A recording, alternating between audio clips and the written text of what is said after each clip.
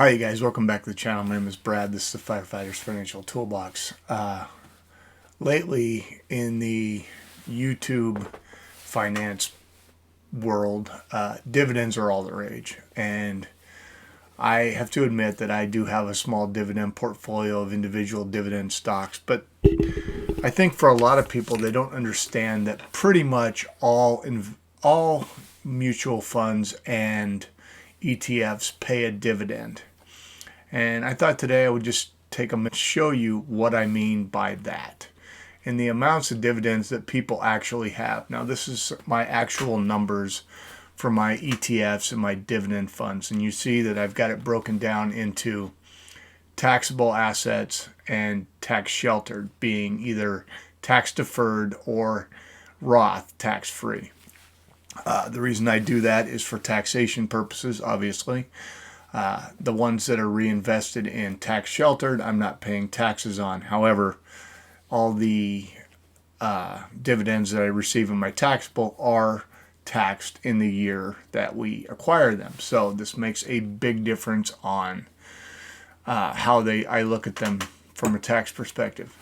First of all, before we get any further, if you guys are new here and you haven't already subscribed, you guys hit that subscribe button, ring the bell. You get notified when I make videos. If you like my content, do me a favor, drop me a like, you guys. It's a simple way to give me thanks. It gets my videos out to more people. I try to be very transparent on this channel. I don't claim to be an expert. I certainly don't say take my word as gospel, because I am not a tax professional. I'm just a guy who's kind of nerds out on this kind of stuff and enjoys teaching people. My channel started because at work I had guys that had absolutely no idea what they needed to do for their investments. And they asked me. So I started kind of giving them pointers, if you will. And from that, my channel grew into what it is today. So let's take a look at my dividend assets for my ETFs and my index funds. Now, to let you know, when I first started, all my Roth ETFs weren't all the rage they are now. So I have four different index funds, and those are spread between my Roth, my wife's Roth, and my wife's rollover from her old job.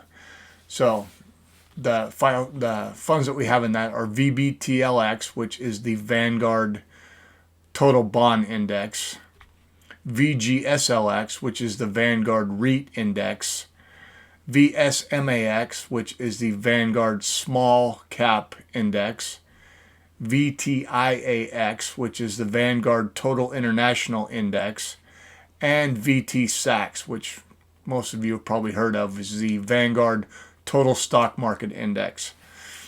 Over in my taxable account, in my ETFs, I have ITOT, which is the iShares Total Stock Market Index. And I'll explain why I have that in a minute. I have VEA, which is the Vanguard Developed Market Index. That's a international fund, you guys. I have VEU, which was the Vanguard ex-US International Developed Markets Fund. And I'll explain the chart a little bit in a minute. I had VSS, which was the Vanguard XUF Small Cap International. I have VV, which is the Vanguard Large Cap Index. I have VYM, which is the Vanguard High Dividend Yield ETF. I have VIG, which is the Vanguard Dividend Appreciation Index. And then I have VBK, which is the Vanguard Small Cap Growth Index. So as you can see here, I have some grayed out areas. Where it's grayed out, that means that I did not hold that fund anymore. So as you can see, I started with VEA in April. I also started in VIG back in April. And I started VBK in April as well. As you can see, VSS, I actually sold out of that fund in October. And that's why it's grayed out down. And you can see this is 2019 and 2020. VEU, I still have a small holding there, but I had a loss, and so I sold it for tax loss harvesting purposes, and I bought VEA. when you sell a stock or a fund at a loss, you can't buy that exact fund for at least 31 days. So what I do is I buy a separate fund that is very similar. That way I'm not out of the stock market for that time. I also did the same thing with VYM. I had a large loss back in between March and April. As you know, the market went down. And when it did, I sold not all of it, but I sold a large portion of that, and I bought VIG, which is a similar but different fund.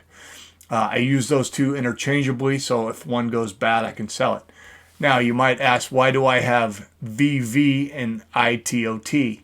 Because I hold VT SAX, which is the Vanguard Total Stock Market Index, I can't hold that for tax locking purposes. Because if I sold it at a loss and then I had, let's say, a dividend paid in my Roth, I would have a loss that didn't count. It would be a wash sale, you guys. So because I don't want a wash sale, I hold that. Now, VV, I used to keep VOO, as many of you know, the Vanguard 500 index. I sold that back at the end of 2018 for a loss, and I bought VV, which is very similar, and it's done well. Because I wanted some more total, I bought the iShares version of their total stock market index. So let's talk about what we're here for. Let's talk about the dividends. So as you can see, if we look at the taxable assets, let's look at that first. So over here, and pretty much all of these pay quarterly, you guys. So VEU, I didn't get one this quarter because when I sold it, I bought VEA. I got that. So from my ITOT, from my iShares, I got $49.68 last month. VEA paid me $85.78. VV paid me $64.05. VYM, because I sold most of it, went down, but I did get $10.06 out of that.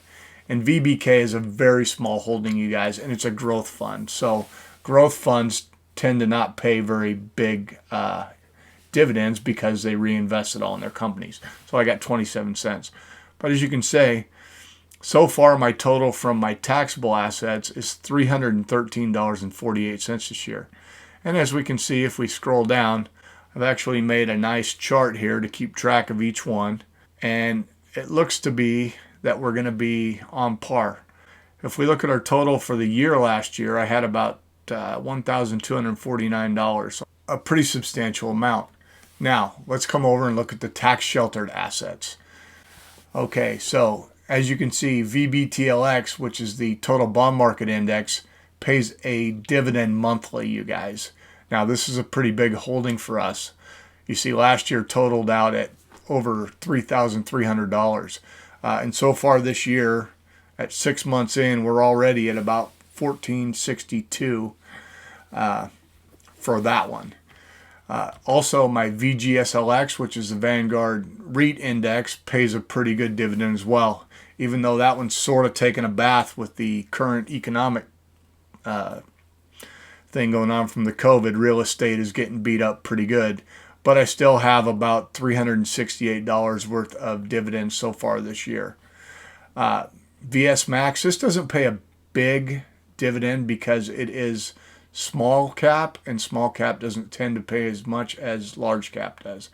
But you can see I'm already $135 in for the year. VTIAX, which is a Vanguard International Index, I'm already at $829.45. Now, the good thing about this is a lot of those, even if I did hold that in a taxable account, would be qualified dividends. Not all of them, you guys, but about 90% are qualified dividends. And you know, we like the qualified dividends because we get taxed at a lower rate. Last one here is VT SAX, and you can see for the year we're already at $726.85. So if we look at the totals for the year, last year in total dividends, now remember these were all reinvested dividends, so it wasn't like I got the cash. But because they were in tax sheltered accounts, that adds to my total. And last year was about $9,282, and this year We're on par to be about the same, I would think. So we're already at 35.23. Now, one thing that's unusual about these is, as you can see, some of these don't pay equal dividends.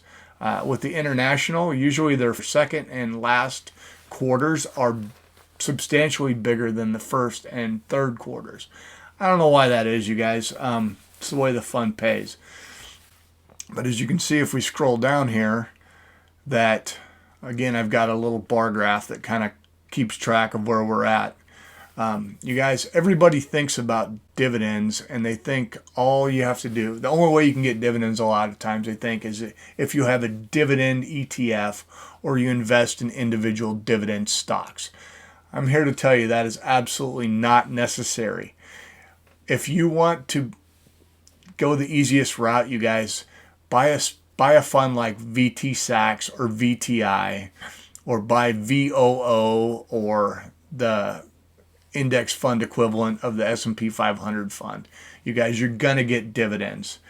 And if you have them in your Roth or a tax sheltered account, that money is going to be automatically reinvested, and it's going to help you build your fortune faster. By doing a few things right, you guys, and remember, I preach this, savings, keep saving. The more you can save, the better off you're going to be. Think about your fees, because fees are important. If you're paying $4 on $10,000 versus $40 on $10,000, it adds up a lot as your balances get bigger. So think about that.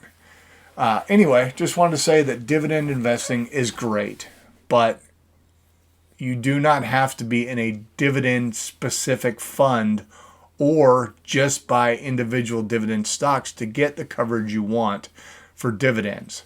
And I think the spreadsheet here shows you that it's possible. And as I said, I have about 20 individual dividend stocks. I like to see how they do. I like researching the companies. It takes a lot of time to do your research and pick ones that you think are going to work. And you guys, I don't believe in buying and selling stocks. When I buy a stock, I pick it because I think I'm going to carry it for at least 10 years and maybe forever. So if I don't think a company is worth that investment, I'm not going to take the time to buy the investment. And the same thing should be said about picking ETF or an index fund. The more broad you get, the better coverage you have, the easier it is to make your money work for you. All right, you guys, I hope you got something out of this. If you did, drop me a like. If you're new to the channel, as I said, please subscribe to the channel. All right, we'll see ya. Thanks.